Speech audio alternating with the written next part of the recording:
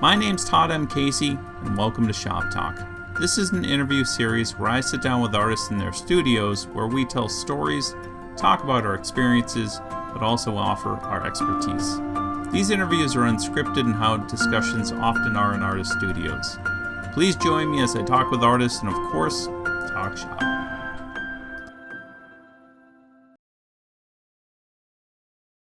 So you studied at Cecil?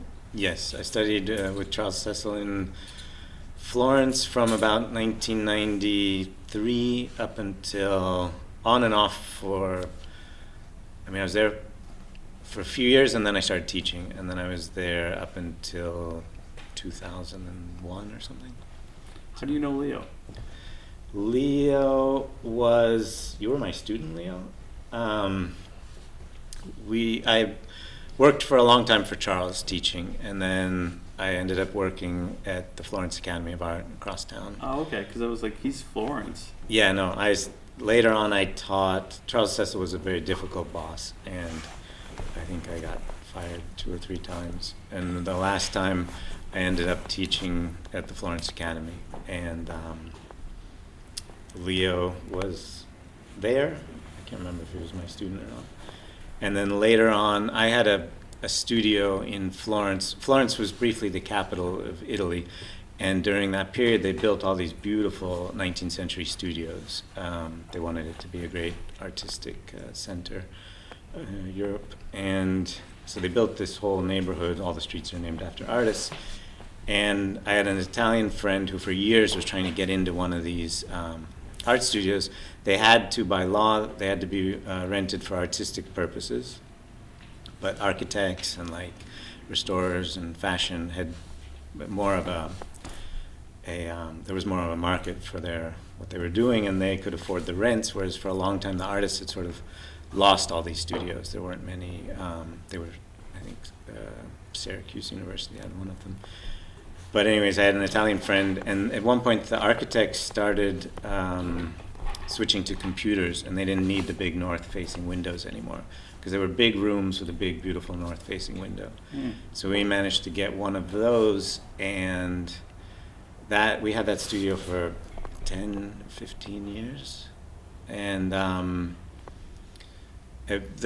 we usually shared it with 4 people. I was more of a landscape painter, but it was beautiful light for studio painting, obviously. And it was a prestigious address. And so we had artists kind of rotating out over the years. And at one point, Leo came in, and you were there for quite a while, right, Leo? And we actually taught occasionally in the school together. I mean, in our little atelier together. And we used it as a painting studio. There was always 4 of us at the time. So how did you find Cecil? That's actually, am I saying it right? Yeah, I think people use both, and I don't think he ever cared. Cecil is what he says. So it was just dumb luck. This was in 1992. I wanted to be a painter, but I didn't know of anywhere in America where they could teach you that kind of painting. I'd gone to UC Santa Cruz, which had a very good, didn't have a great reputation, but when I got there I realized it was in part because it was a very traditional school, which is what I wanted. So I had a couple of very good teachers. One taught us kind of academic drawing, but with shorter poses than you really need. And there was another who was teaching us plein air, California Impressionism. California has a tradition of Impressionist painting, especially around the Monterey Bay and Santa Cruz at the north end. And so we did a lot of plein air landscape painting. But I thought at the time there was no internet, and I thought maybe if I go to Europe I can find somebody who still teaches this kind of stuff. As it turns out, I was wrong. I think there were probably better schools in the US or in Russia, but there weren't a lot of places at the time in Europe where you could learn this kind of painting. One of them was Florence, which was where Charles and Dan were both running schools at the time.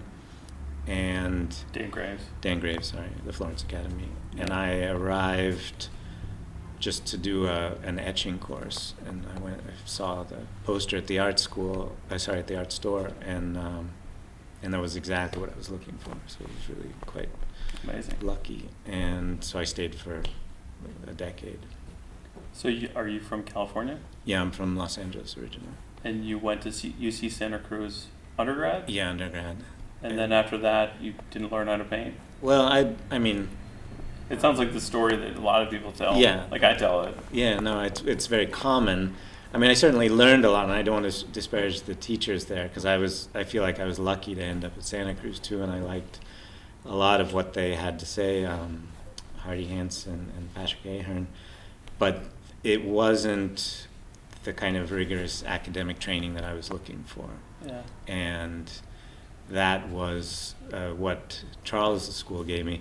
It was a very portraiture-focused school, so we just painted portraits like 6 hours a day, and long poses, big portraits. He had this idea at the time that was quite interesting, where he felt that all of the great portraiture was done because artists were standing at a distance observing their models. And he would tell us this while we were in these really small rooms, and he would say, but here you are. It's nice because after Jesus, Leo. One of the students. Yeah. Trying to find my phone. You can just start. Yeah, so Charles would tell us that the secret to great portraiture was big space, but he didn't have big spaces in his studio. Irony. Yeah, the irony. But what's nice is after Leo and I, we were the last ones in the Florence studio, and when we left, I called Charles, and he took over the rent. And if you see the work that his students are producing today, it's much. I think he's managed to prove that he was right in that, because they're producing much better portraiture with the broad focus that he was trying to get us all to do back in the day. Oh. And so that was really nice to see. And I thought Charles was a really interesting teacher. It was a fantastic school, especially for portraiture, and especially if you knew how to draw before you arrived. And so then I was lucky with the Santa Cruz program. But I felt like his drawing program was a bit weak, and even I think I would probably be a better artist if I'd had a better drawing program. But he would let you rush through it if you insisted, and I think that's not necessarily the best way to train artists. But he had a lot of really interesting information about aesthetics in portraiture, and the actual how to set up a model, and the lighting, and like I say, some of his ideas on distance, and where to stand when you're painting, the different stages. And it was just really interesting. We saw the Sargent show last night, and so much of the stuff that he was teaching us you see in Sargent's portraiture. And if you look at a lot of the contemporary portraits that are being done, artists aren't doing what Sargent was doing, that that Cecil was telling us to do. So Cecil and Graves were together at one point, right? Yeah, just before I arrived. So I think they split in 90 or 91, around there. And I arrived in 92, 93. Cool. And then Michael John Angel is also around there, am I right? Yeah, he has a third school, and I don't have a lot of, I don't have much experience with it. I visited a few times. I know some of his teachers, but yeah, he probably want to get somebody else to answer this. But yeah, John has a third school, and the three of them have these. Are they all connected to each other, the three No, guys? very much not. But Cecil and John are, right? I mean, no, Cecil and Dan had a school together. And split. And I think Angel and had something to do with Dan, and then they split. And so Florence kind of like ended up being like the destination spot for realist painters, right? Yeah, I mean, in a way, well, it was already for hundreds of years. But what is really interesting about what Cecil and F.A. and Angel are doing is that I think it's just an amazing place to study, because you're just surrounded by this incredible sense of but also just the city itself has this wonderful sense of proportion. There's beauty everywhere. You have these incredible, for such a small city, it has these art collections that are insane. Yeah. And in all the churches, we would go to have a drink in the evening, and you just stop into the church next to the wine bar, and there's, Pontormo and Cheesery, and this amazing That's awesome. stuff to see, and it's just, you're just saturated with it for the years you're there. So I think it's a wonderful place to study painting. I've still never been to Italy. Really? Sadly. Your wife's Italian? 100% Italian. Yeah, we can't get we keep trying. We'll make it one of these days, but I gotta go. Yeah, because it is really, and it's, it's so diverse. Florence has all this, the Renaissance beauty. Obviously, Rome has Baroque, Renaissance, and Roman. And then the 19th century, isn't really as well known as it should be. So a lot of central Florence was torn down in the period when it was going to be the capital, and was all rebuilt 19th century with this sort of neoclassical architecture, which is very beautiful too. But the 19th century painting is really amazing, and like nobody's heard of these guys. Yeah. I mentioned Cesare before, and Telemaco Signorini was one of my favorite painters from Florence. Who else? You have Abate, Fattori, and Palazzo Pitti has this gallery on the second floor. I can't remember because in Europe I think it's the third American floor, the second European floor. Anyways, they have this.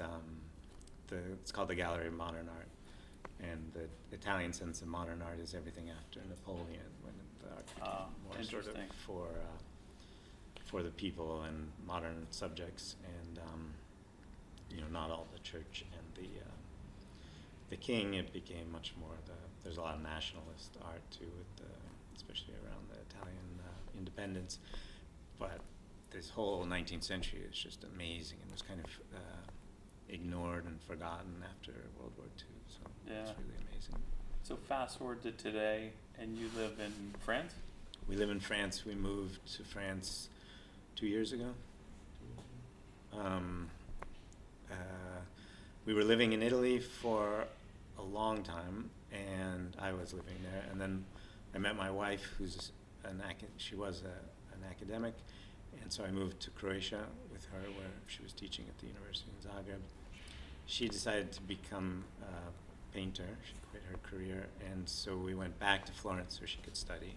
She went to the Florence Academy, which we were kind of up in the air about which of the two schools to go to, because Not Cecil. Not Cecil. Like I said, I love what I got out of Cecil, but I think that drawing is really the crucial thing to learn, and I had really hoped she would study painting with Cecil too, but she finished the Florence Academy course quite quickly, and then I didn't want to stay in Florence anymore because the city it's a wonderful place to study, but it's a very difficult place to live as a painter. It's there's not much of an art market there, and the cost of living had gotten really high. So we moved for 3 years to Portugal, to the middle of nowhere in Portugal. Awesome. I had always wanted to live in an area, kind of a rural area with rolling hills, and Tuscany is very beautiful, but around Florence, because I had switched more to landscape painting, the landscape around Florence, especially in the Chianti, is not my favorite landscape. And if you look even at the Macchiaoli, the Italian landscape painters from Tuscany, they didn't paint much in Chianti. They would go either to Mugello or to the coast, or south to around Siena. You get the beautiful wheat fields, but around Chianti is mostly olive trees and vineyards, which don't make for great subject matter in paintings. Olive trees have no form, and they are all of the olive trees in Chianti died in like 1984, so they're all quite small today. They've all grown back, but the vineyards are lots of parallel lines. There's never been a great painting of a vineyard in the whole history of Western art. Wow. And so I wanted to move somewhere with more open space. So we actually looked around Siena at first, but it's so touristy and expensive. We stumbled across a beautiful place to live in Portugal, but we found that the weather there was very difficult with the heat in the summer and the long cold winters for painting. And at the same time, the year we moved to Portugal, we discovered this area of France that nobody's heard of, and a lot of French even ask where it is. And It's called the Gers, and it's in the southwest between Toulouse and Bordeaux. And our main city is Toulouse, but they call it the Tuscany of France. But what's interesting about it is it's all these rolling hills, just like what I wanted, with the wheat fields and the sunflowers. It's very, these little picturesque towns. It's incredibly beautiful to paint, but the landscape is very new. It actually didn't exist 70 or 80 years ago. Basically what happened is a lot of the farming methods changed after the 1960s, and they took out a lot of the forests, a lot of the small farms, and it became much more cereals and sunflowers, and so today it's really beautiful, but there's no kind of artistic history in the area. After living in around Monterey and then around and then in Tuscany, I've always lived in places with these rich artistic heritage, which is wonderful because you're constantly inspired by the work of the painters who worked there before. But at the same time, it is really interesting being somewhere that is so picturesque and beautiful and inspiring, and then it's an area that was never painted before, so it's kind of It's fascinating. virgin territory. Yeah, it's really fun. Wow. And so That's awesome. So that's like when you finished Cecil, I would imagine you were probably doing portraits too. yeah, I started out doing a lot of portrait commissions, but it takes a kind of a different skill set than I have. You have to be like a lot of dinner parties and working with. I don't like it either. It's just. I thought it was fun and interesting, but I discovered it's interesting because I discovered around the same time as I was starting to get a lot more portrait commissions, I discovered the work. I was in New York for some reason. I saw a show by, I think it was Donald Journey in Arcadia down in, I think it was in Soho anyways. And I also saw a show, I can't remember if it was the same year, but by Joseph McGurl in Midtown. And both those two exhibitions just completely blew my mind. The idea that people today were making these gorgeous, big landscapes and selling them, and that you could make a living as a landscape painter. I remember that really changed my whole view on. Just saw Don Demers today too.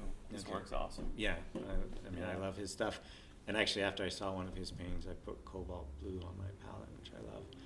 But at the time, I hadn't seen his paintings before. But these two guys really just changed my career choice. Journey's awesome. Yeah. Journey's so much, like talking with him too and seeing his work. He does a lot out of his head, and I'm always amazed. I'm gonna interview him one of these days, because not a lot of people talk about that. I mean, we do a lot of observational work in atelier training, but then there's studio work. Like Leo does a lot out of his head after. I would imagine you do too. A bit, but like you say, it had nothing to do with my training. It was really very observational. My tradition was entirely observational, and then I do studio landscapes in the winters, but it's been something I've had to completely learn by myself because it wasn't at all part of the atelier training. But what Journey does is just amazing, that you can invent these things entirely out of his head. I mean, I do a little bit of invention kind of around the edges, but most of my work is still based on, I can't do a big painting unless I have a sketch to work from. Yeah. Do you go back to the same areas multiple times and observe the light, or twilight, or like Monet did it, the same spot over and over? Yeah, I mean, there are some spots I love, and I'll go back to them all the time. Also, one thing that I've noticed just for my own work is I do large landscapes now, and I'll do some entirely on site. But a large plein air landscape will take me 5-7 days, maybe even 3 days sometimes. And I mean, we're talking pretty big, 35, 40 by 48. But when I do the same size in the studio, it'll take me weeks because I don't have that capacity for invention. Yeah. And, but being able to go back to the same place over and over and observe, and we were talking about this last night, how it's basically you're taking a little bit of information in the studio from a sketch and enlarging it, you're inventing the information. Yeah. Whereas when you're working from nature, you're taking a ton of information and reducing it. Yeah. And that's much easier for me, I think, coming from the Yeah. observation. Yeah, I mean, in my own work, that's one of the things I keep thinking, like seeing Journey and being like, I need to. There's a quote by Gustav Rehberger, who is one of John de Martin. Do you know John de Martin? No. Teaches drawing. He's like in the he's like in the Art Students League. Mike, do you know Michael Aviano? Yeah, I mean by name. So he's a student of Michael, and what he says is that once the model ends, the art begins. Mm-hmm. Quite an interesting quote, right? Yeah. But it's something I'm always thinking about, and I'm like, I don't know. There's something fun, of course, in like capturing the moment, but then there's something about like taking it back to the studio and pushing it somewhere new. Yeah, I mean, I find that when you're out in front of nature, I also, when I got into this, it was interesting when I was at UC Santa Cruz, there was this, I studied biology actually at the beginning, I wanted to be a biologist. And there was a quote that was going around the biology department was that a biologist was nature studying itself. You know, we're part of the natural world, we're part of nature, and we're studying to understand how nature works. So it's nature studying itself. And when I went to Florence, I realized that that came from Renaissance Neoplatonism, where you had Pico della Mirandola had written that basically God had created man to worship himself, and so we're part of God. But what I always thought was that the artist is basically nature revering itself. You go outside, you stand in front of this beautiful subject, or inside in front of a model, and you have this inspiration. You fall in love with this, the visual world, and but you are also part of that natural world. So it's just this interesting idea of nature revering itself and capturing that moment, all part within itself. And it was funny because when I discovered the site size method, that kind of worked perfectly for this idea I had of the way the artist, reveres nature and is nature revering itself. And that has kind of always been the way I've worked. I've always been very respectful of the natural world, and I don't really feel when I'm outside, I don't change things too much. I'll walk, a few more feet to find exactly the view I want, and then I try to paint exactly what I see, and site size works beautifully for that. But, sorry, this was a long-winded way of getting back to your point. Yeah, you're good. When you're back in the studio, I feel a lot more freedom. I feel a bit like I try to respect and follow nature when I'm out in painting from life. But then when I'm back in the studio, I feel a lot more freedom to invent, to play with colors, to move mountains, move stuff around.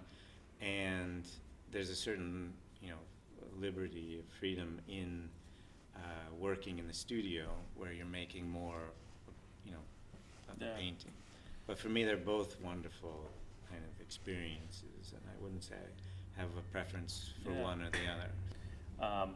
I do a little bit of landscape. I'm not good at it, but I do love it. It's like you're definitely like in it, like experiencing the surroundings.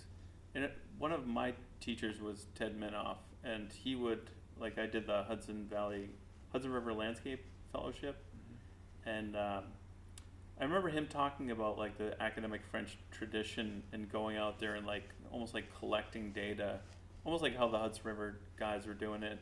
They go out, they kind of grab everything, and then in the wintertime they would go through their sketches and almost like what we call photoshopping now, kind of put things together, and like when you were able to actively go out and get the data, you get it and paint, do plein air and sketches and studies. But then in the studio was when you were taking kind of everything and putting it together. And I thought, this is a fantastic way to kind of think about it, because he was also talking about doing like color sketches as a pushing of the color, and then you had the ability to either tone it down, and each piece acted as like a different piece of data. You could either go do studies, And I remember Jake doing that too, like watching him kind of work, because I was his assistant for a couple of years, and I remember helping him in Photoshop kind of flip some of the drawings as we were talking about composition, and I was like, why don't you flip that, like, and just mirror it, and then put it over here, and it just balanced it more, and it's like. Yeah, I saw some of his very beautiful landscapes where he was doing the water studies of how the ripples would behave, and then spending, on site, and then spending a lot of time working that up in the studio. Yeah, I'm amazed at that, like trying to find the geometry and perspective of light. I mean, there was a book I remember him and Ted were going back and forth over on how to figure it out, and I think Eakins had it in some of his earlier perspective drawings of the ones on the Philadelphia River. Yeah. But it's so fascinating. Like, really, when you anyone jumps into something, then you really get in the weeds and figure that stuff out. I mean, that's certainly constructing a landscape in the studio is, like I was saying before, it's incredibly difficult, and then someone like Journey who can invent stuff is obviously amazing, but also I tend to work more in the Jacob Collins method of going out and doing little studies.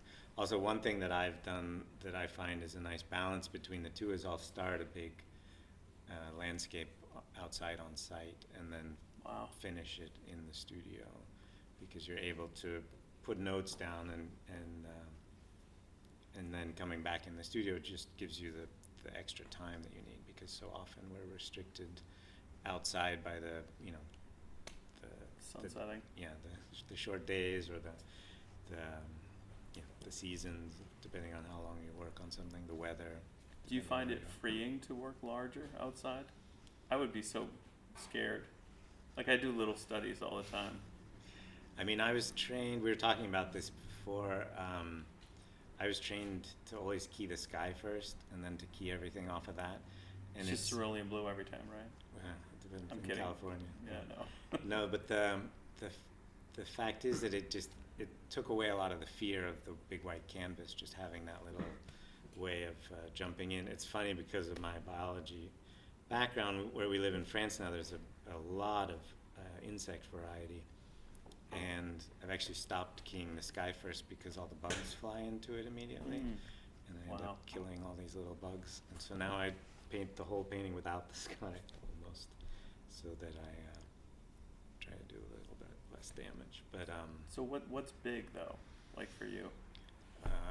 Because like you have your students do like studies, and your studies that you have them do are like 8, 10, 9, 12, 11, 14, I think, right? Yeah. And then I see that as like, oh, that's like my normal size painting. My studies are usually like 6, 8. Yeah. So my normal studies are 8 to 12 and then or 11 by 14. I tend to use the same two sizes just so I can always have the frames ready. But big for me would be, like I say, 35, 48 and up. I think the biggest one I ever did, the length was 72. Wow. So that took a couple weeks. You need a big easel for that. Yeah, well, it was a vegetable garden in front of the house. So I actually just took out the studio easel. Yeah. And parked it in the front yard. And, and worked on that. I always feel like my luck would be like it'll rain that day, and like I got out there and set everything up, or the wind will blow. Well, like I said, it was 20 feet from the front door, so it wasn't that big a deal. But also, for a long time, I had a Land Rover that was kitted out, and I would actually had a platform built on the roof, so I could. That's awesome. Because the olive trees were such a problem in Tuscany, I've seen Ansel Adams had a similar thing where you could take pictures. But so I could paint from the platform, and it was a Land Rover Defender, so it was very tall. On the top of it. Yeah. That's amazing. But that was risky with the wind. I would buy a 6-pack of water and hang it off the easel, because that was a useful way. But outside, I lived in places like Italy or Portugal or even France that it never rains in the summer, so you can have weeks. I was I went to grad school at the Academy of Art University in San Francisco, and we would go paint in Napa. I took a landscape class there. Again, I wasn't good at it, but I remember doing like a good one, and then the skies just opened up and it just washed it away. Yeah. I mean, granted, I probably didn't use enough paint, but I was like, wow, this is, like, my teacher was Bill Mon. I don't know if you know what Bill Mon is, but he was like, landscape painting is a sport because you're fighting the bugs, you're fighting the elements, the wind, you know, the weather's changing, and also people who want to come and have a conversation with you. I mean, we were painting in some touristy spots. We went to Thailand and painted on Raleigh Beach, and then we were in California recently painting, and people say, oh, isn't it, isn't that a problem with all those tourists? But like or in India, but if you've painted in Florence in the summers, like I was raised as a landscape painter in Tuscany in the summer, and so like I'm so used to mass tourism and just having just normal.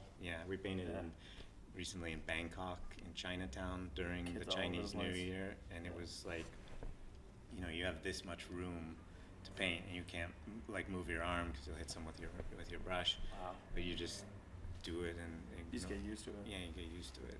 Wow. And the same with wind and rain. I used to teach every year. I hope I'll go back soon to. There's a plein air festival in Wexford, Ireland, and they asked me to teach. I think it's the biggest plein air festival in Europe, and I've taught a few times for them. And the first year I went, I was teaching, and it's outdoors, on a property where there's nowhere to hide, and I had my little rain jacket, and I was, right after I set up, it just, like you said, the sky opened up, and it just, deluge. And I remember just turning around to look at the students like, okay, I guess that's it. And they were all just like, sitting there. It's all Irish and English, Welsh students. They're sitting there and just like, okay, continue. They all had their little jackets on, and I just did a 2-hour demo in pouring rain with sheets of water on the canvas. And I remember saying to them at one point, okay, just imagine that the paint was sticking, because the paint wouldn't even stick to how wet the canvas was. But after that week in Ireland, and then I've gone back a few other times, like rain doesn't bother me anymore. And then I've spent, a few years ago, I was painting in the Alps, and I had never experienced painting. I had painted in snow before, but I was always just incredibly uncomfortable. From Los Angeles as a kid, I lived in Fiji. We moved back to LA when I was 10, and I hated how cold Los Angeles was.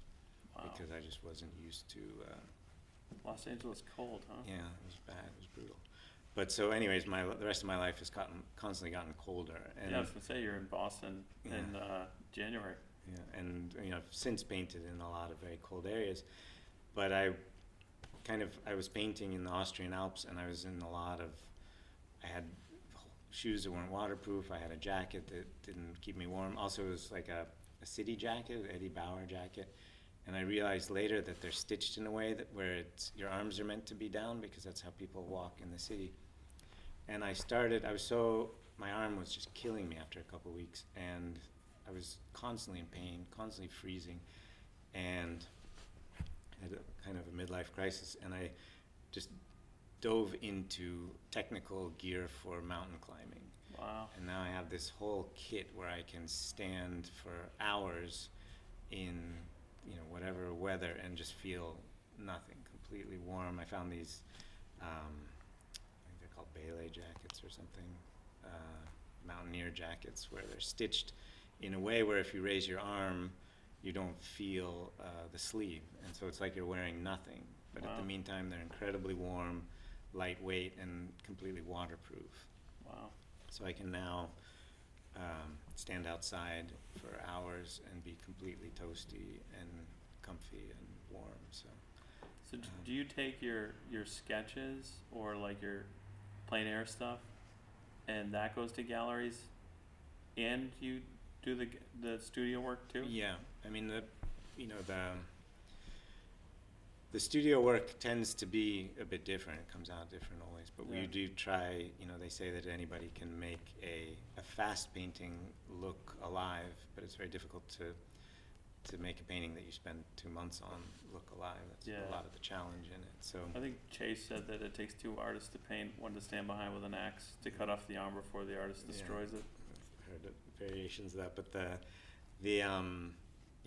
but it's sometimes you don't have a choice. Like, you really just have to keep working on this. Sometimes the paintings are battlefields, but at the end, like I said, I did this for a long time, and I'm not saying my studio work is the best thing out there, but I'm often happy with the results, and I feel like I'm able to say what I want to say and keep a sense of interest in the work. But it does take a long time.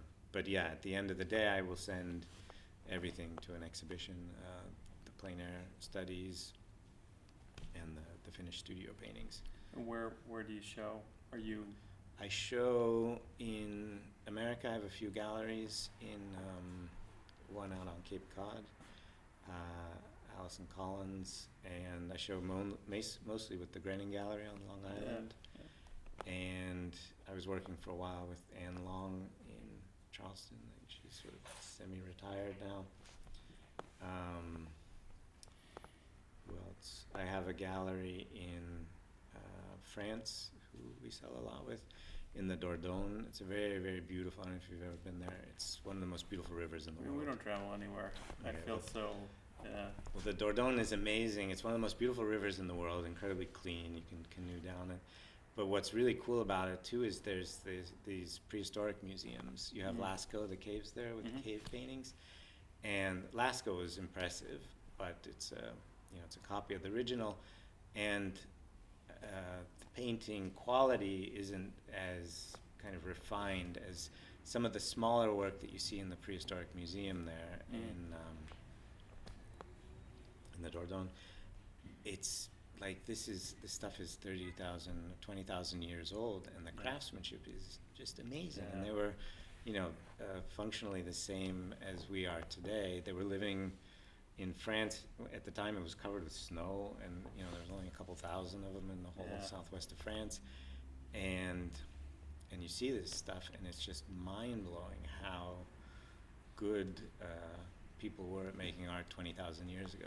So it's kind of fun painting in the Dordogne, because you really feel like you're connected to this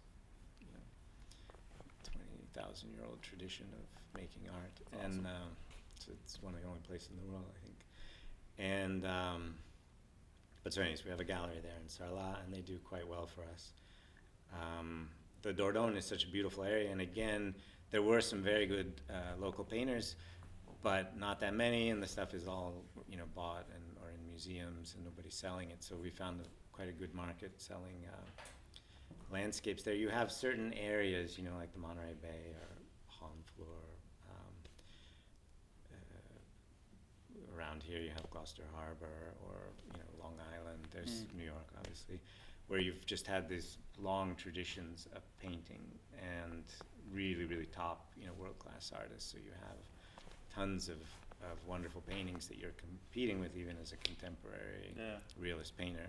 So it's interesting to us living in these areas, like the Gers in France or painting in the Dordogne, where if there were good artists, like in the case of the Gers, the landscape has changed, but in the case of the Dordogne, there's just not much that they're able to buy. So the clients, the art buying clients, so it's an interesting thing to live in these areas and work in these areas where it's so inspiring, but there's not, like I was saying before, not much of a tradition. Or like the bigger cities.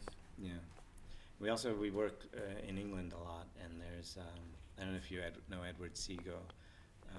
He was a British landscape painter. I think he died in the early 70s, and so 20th century, and he painted some of the most amazing streets full of cars ever, and they're also in the 60s or 50s, so you have, or 40s, so you have this really funny kind of mix of, he's incredibly good, and at the same time it's a period of art where you don't really have a lot of great streetscapes. So Yeah. his stuff is a real joy to look at. And he painted a lot in these areas like Suffolk and Norfolk. It's sort of the eastern bit of England, the kind of part that bulges out. And in the summers, we sometimes go and go through in his footsteps and paint a lot of his old haunts. And it's funny because it'll be a little village with one pub or with a bunch of boats in the mud, but when you get there, there'll be somebody else with a plein air easel. Like the English artists all know who he is, and they also go to his spots. That's cool. We were talking today about this idea of the picturesque, and I kind of feel like we should take back the word picturesque and apply it to places or things that have been painted before, because they can only look, picturesque means it looks good in the painting, but it can only look good in the painting if somebody has painted it already. I mean, obviously the old definition of picturesque was not that, but I think a more interesting contemporary definition would be to say it looks good in a painting, like photogenic, but you can only have that if somebody had painted it. So then you go to these places that are picturesque, even if it's just a boat in the mud, because Edward Seago was there and he made a masterpiece with this subject matter. So now it is picturesque. So, oh, that's fantastic. So that's kind of my theory on a lot of these places we go. That's awesome. Are you teaching much out of where you live in France? Not at all. I Or teach. like you just go and you paint all year and then you do like workshops? Yeah, we do a few workshops. We actually stopped for like 4 years because of COVID, or 3 years, and now I've started up again. So I'm teaching a workshop for Leo, and I teach one in May in the south of Spain. I have one in France in August, and then another one in France in September. So every time you go to one, because I follow you on Instagram and I'm like, oh, he's in California? And you're actively like always painting. So you obviously have an awesome routine of super motivated to go and do landscapes everywhere you go. Yeah, I mean, it's, we're fortunate in that we get to travel. It's funny because I actually don't love traveling anymore. I used to travel a lot, and we still do, but I've become less and less enamored of travel as I get older. I'm very happy where we live, and I'd love to stay there. But my wife loves traveling, and so we travel a lot more. Compromise. Yeah. But yeah, we have this, ability to, and I do find it's interesting because there's different ways of approaching landscape painting where when you arrive somewhere where you've never been before, you're just bombarded by these sensations, and it's really interesting and inspiring to see something for the first time. And we try to stay for a bit of time, a few weeks or if possible. But there's also something wonderful about just living in the same place for, decades and really getting into, when I lived in Florence for 20 years, I really got into just all the little back streets, and I loved that aspect of landscape painting too, knowing, I think, the best art in a way should kind of be local because you can connect very well with all of your neighbors and describe things in a depth, make inside jokes and plays on things that only people around you are going to get. But unfortunately, I've always lived in places where there was no market, so I would often travel a lot for the galleries too. Like we go up to the Dordogne. I spend a lot of time on Long Island because people tend to like local scenes. And I mean, Long Island, I've been going for 20 years too, so I do have a lot of kind of a more interest, a more understanding, not as much as somebody who lives there all the time, but I feel like I have, a better idea of colors and the beauty of the light and certain times of the day and, the different areas and stuff. But yeah, definitely traveling can be, a wonderful way. And with art, you can write it all off afterwards. And, that's awesome. So, yeah. Do you do like, do you go back to Monterey at all or Santa Cruz? Yeah, I was just there. My parents still live out there, so we were in California just now, visiting family, and then we were there for 2 weeks. And we so painted beautiful up all there. day. Yeah, it's gorgeous. We would go to like Pacifica sometimes and paint down there, and I was just like I couldn't capture it. and I tried my best, but I definitely see why people are inspired. It almost feels like the West Coast, like Maine or something. Yeah. Like, just beautiful. But some place that's always attracted artists too. I mean, the story I've heard is that because of the earthquake in San Francisco in 1906, there was a fire afterwards, and you got a lot of top tier artists who were living in San Francisco because it was a big, booming city, and there was a lot of a market. They lost everything, and they moved to Carmel, where there were some, there were other artists who maybe not as good who were living in Carmel already because it was a fishing village. So then it kind of got inundated with a ton of really top painters who then painted all these amazing views of the area, and then it's just continued since then. So you have this incredible tradition of painting, and there's so many artists who you haven't even heard of who are based in Carmel, and even I've lived there I've gone and visited there for 20 years. I lived there for a few months. I still see new artists historic artists whose work I didn't know who are so good. And so it's very inspiring also visiting the galleries there and the museum.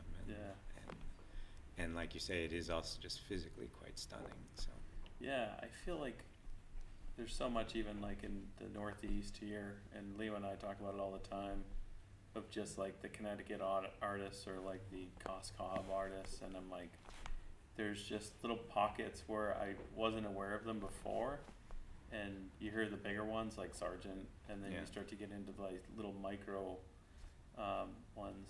And I think Guy Rose, right? Yeah, he was living in France for 7 years, and then he went back to he kind of brought Monterey, California, right? California Impressionism. And yeah, I mean, you have, like I was saying, we go to Gloucester Harbor, and everywhere you go, there's somebody walking with an easel or set up painting already. Leo. Leo. And the same in Carmel. You drive around in Big Sur, or you go to Carmel, Point Lobos, you'll see people with easels everywhere. So there are these wonderful little spots, and it's kind of sad, but in a way, the whole. There were so many good artists in the 19th century, late 19th century, and the early 20th century, and they've just been lost to, they'll have one exhibition every 2 decades, and if you don't catch it, you'll never see the work. And, we're even seeing that in France. Obviously, the Impressionists are really famous, but there were local painters in the little area where we are who did beautiful work and are just kind of lost to history unless you really delve in and start looking for them. So why don't we talk about some of the artists that you're inspired by these days? Well, contemporary artists or artists who influenced me historically? I mean, like, everybody has like a change, right? Like I know, it's funny because I went to the MFA Boston today, and I was like looking at some of those artists that I used to love, like Jerome. And now I'm like, I don't think I love Jerome as much as I used to love him. I mean, for me, when I was starting out, I remember one of the first paintings I ever saw was landscapes that really touched me and blew me away. There's a lot of great California Impressionist stuff that I saw when I was younger. But when I started to understand more about painting after I'd been at Charles's for a long time, I saw the Corot painting of the bridge at Narni with this kind of muddy river and the blue reflected in that kind of ochre. Right? No, he's earlier. He's 1830 or something. He was in Italy, and Leo and I actually drove to Narni to try to see that bridge. And it's funny because in Corot's painting, it looks kind of small and delicate, but it's a big bridge. But anyways, it's one of the most beautiful landscapes even today that really kind of influenced my work. And it's kind of nice because where we live now in the Gers, all the rivers flow down from the Pyrenees, and they're all muddy all the time, and I see them all the time and think of this beautiful Corot painting. I go out and paint the blues and the ochres and when I post them, people all say, "Oh, you're looking at Corot." So it's Corot definitely was one of the first of my major influences as a landscape painter, also because he painted in central Italy, so it was sort of the landscape around me. Was he like one of the early ones in California that kind of started it all, or was Camille Corot? No, he's French. No, I mean, like, were you inspired by when I saw him? Sorry. Yeah, I know he's not California. Okay, no, it's like, sorry. No, this was when I was in Italy at, at Charles Cecil Studios. So yeah, Corot I don't think I had seen him, I had probably seen some of his smaller work in California, but I really fell in love with him when I was in Europe, and I think I saw a big Corot show around 2000 or something. And but then you were talking about changing influences. I discovered the landscape painter Isaac Levitan. I don't know if you know his work. Yeah. So he, I had never heard of him. I think because of the Cold War, we didn't get a lot of the Russian art wasn't available. Yeah. But when I first saw his work, that was really that touched me. And I remember when I first saw them in Moscow, I was like just completely blown away. I had to sit down. It might have actually been the party the night before, but it was really, really moving to see these paintings in person. Yeah. There's just I don't even know how to describe it. The craftsmanship is incredible, and also there's a technical prowess in his work that is so different from anything else that was being done at the time. And he was using these glazes and impastos. There was this texture in the paint that is so different than a lot of the 19th century stuff that you saw back then, at the time. And there's he knew Serov, and you look at the Serovs at the same period, and he was also playing with glazing a lot. There's one, I think, of his wife in the shade, and there's all this terrible cracking in it because I think he kind of overdid it. But it looks like they were using some kind of a very unctuous medium, because you see in Levitan's, you see a lot of beading in the corners. Some of the paintings where the paint was separating, which I've seen a lot in these mediums with the Sunthickened oil and balsam. So I don't know what he was using, but I was just, there's that one of the birch grove where you stand at a distance and it's all kind of grays, and then you get up close and it's all done with these orange and purple glazes, and it reads like an optical gray at a distance. It's just incredible technical virtuosity. So that really changed my life as a painter when I saw the Levitans in person. Wow. And then it was nice because a decade later we were asked by the Russian government to go to Plios and paint where he had done a lot of these paintings.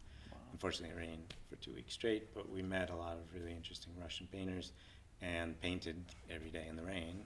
Having come from Ireland, we were all used to it.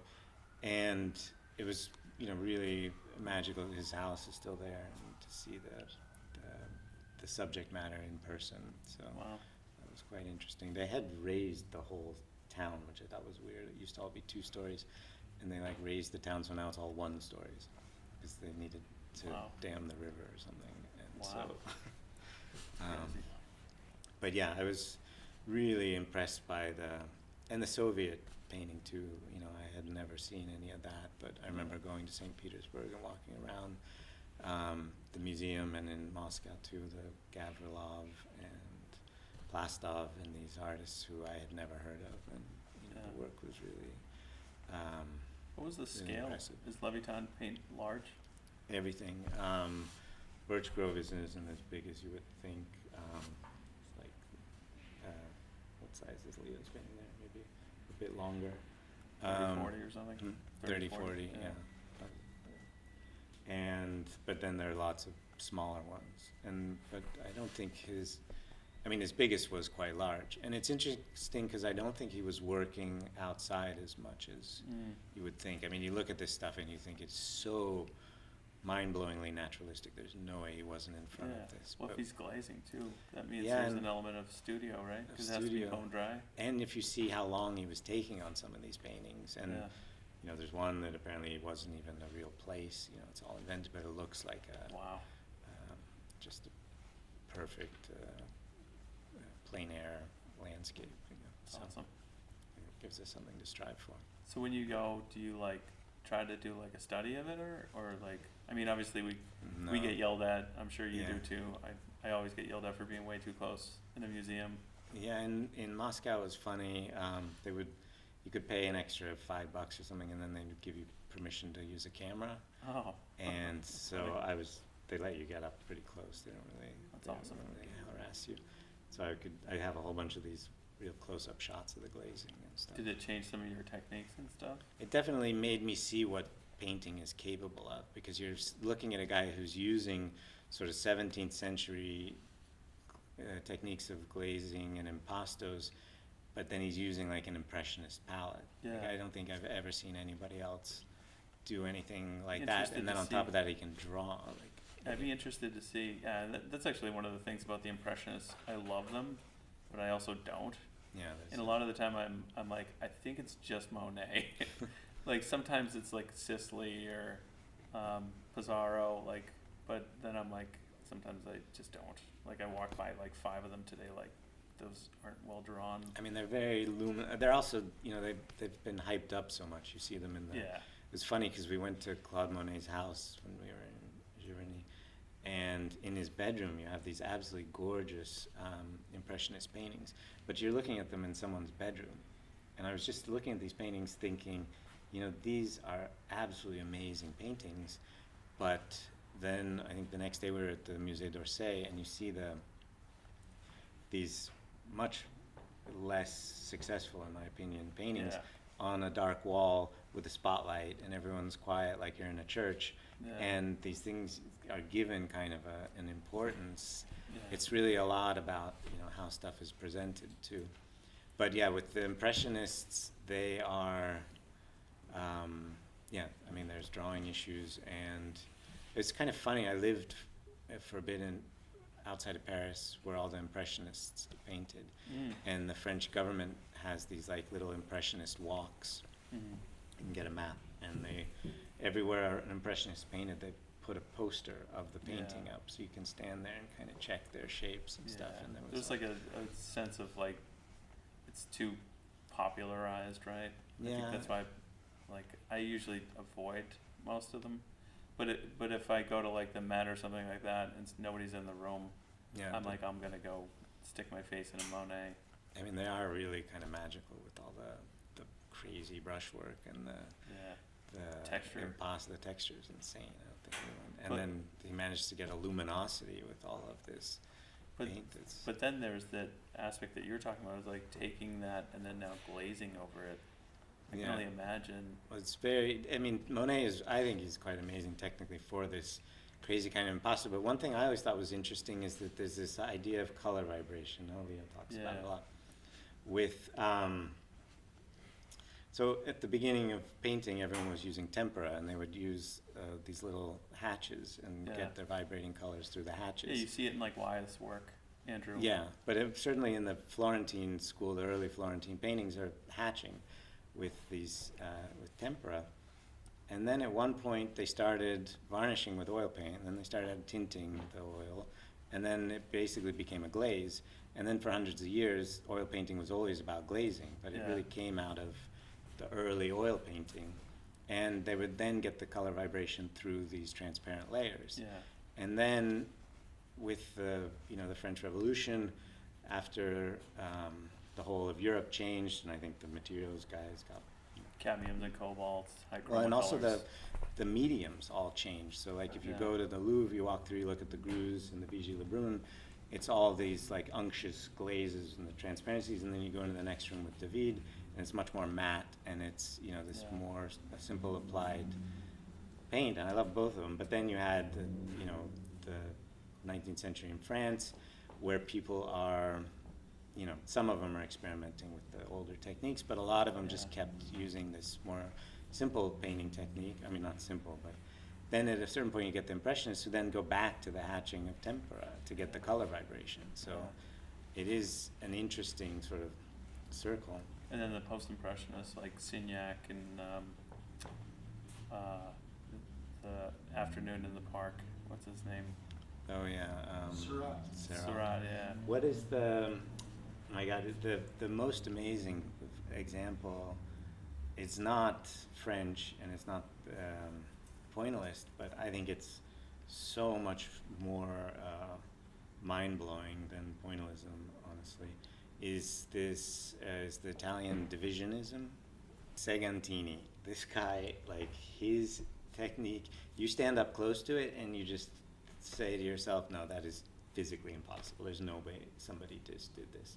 So it's tiny little impasto hooks. And the problem with a lot of this painting, including glazing, is it doesn't reproduce in reproduction. So like, you know, I think that's why a lot of the, you know, this sort of more modern impressionist effects are easily, I mean, honestly, Monet isn't that, you can't really reproduce a Monet either. But the glazing, certainly, you don't see it at all. I've realized if you take a picture, you know, up close, like really, really close, you can see the glaze. And I think it has to do with the amount of information you can capture in a camera. It just isn't enough to show the glazing. Light interacts with it. Yeah. But this Segantini stuff is tiny little hook impastos, but like billions of them, with different colors, sometimes intense colors, and it's going to intense colors. It will read as a gray or a brown, and then it paints like a 6-foot painting of a cow, half lit in darkness, and then you get up and it's all done with these. That's amazing. Impastos. Yeah. And it's just mind blowing. And then the luminosity he manages to get when he does some of the religious work is incredible. The American impressionists too, like Benson, like when you get up and take a look at how much color is in the like everything, and the impression we're getting is the vibration of either the optical or like graying of two high chroma colors. Yeah, that read from a distance is something completely different. So yeah, no, I think there's, you know, this wonderful world of technical skill, and one of the big problems we have is it just everyone uses their phones today, and I know you can't see any of this stuff. So. And it's tiny. Yeah, that's why but I'm even always if even amazed a by big scale. Yeah, even a big photo on a on a large TV won't show you glazes. Yeah, I think it's part of like, you know, it's just a different experience. Everything's fed kind of the same format, square, or, you know, Instagram or something like that. Mm-hmm. I was at Vaux's Gallery today, and they built, I had asked him about a Dines Carlson. I don't know if you know Emil Carlson. Yeah, of course. But his son was very, like, impressionist, and he used to do a lot of landscapes. And I was amazed because I was ready for this, like, little still life to be brought out, and he had a landscape in the background, so he was playing with this depth. But it was huge. Mm. It was like I think like 32 by 35, and I was like, that it was way bigger than I thought. But it's like that's the way it was intended, for people to go in and experience it with light interplaying with the surface, not like passing through passages of oil or glaze, and not just lit from the back. Yeah. Yeah, you get this luminosity that is just wonderful to stand and witness in person. Yeah. But yeah, and I don't want to also sound like a kind of get off my lawn with your phones, kids, because honestly, the books don't reproduce the glazes either. Yeah. It's just something about any kind of mechanical reproduction. Is just not enough information in it. So. Yeah. Awesome. What? Anything else you want to add? Anyone else you're looking at, or No, anyone I else think- we should look at? I mean, those are kind of the three that come to mind. Leviton's right where now. you're at. Yeah, Leviton's awesome. where it's at. So. And the last one, Segantini. Segantini. Yeah, I can't remember his first name. He's Italian, but he lived in Switzerland, and I think a lot of his paintings are in St. Moritz. But a few years ago, they had a big exhibition of his work in Milan, and I was unfortunate enough to see it, and it was really stunning to see in person. And then, like I said, it's just something you can't see. And we have to go online. see it in Yeah. Italy, right? Or Switzerland. Yeah. Awesome. All right. Thanks Okay. so much. Thank you.